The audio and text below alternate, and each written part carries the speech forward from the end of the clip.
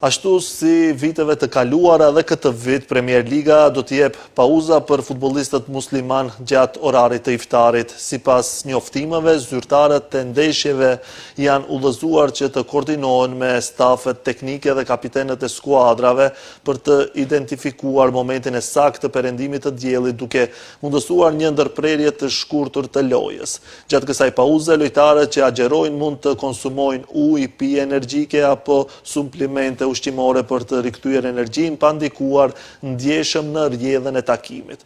Shoqata e arbitrave në Angli ka informuar gjyqtarët që të tregojnë mirëkuptim duke e konsideruar këtë praktikë si pjesë të përkushtimit të futbollit anglez ndaj përfshirjes dhe respektimit të diversitetit kulturor e fetar.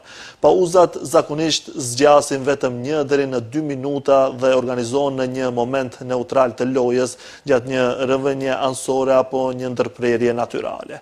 Me këtë vendim që është bërë tradit në vitet e fundit, futbolli anglez vijon të dëshmojë se respekti fetar dhe përfshirja janë vlera thelbësore brenda dhe jashtë fushës së lojës.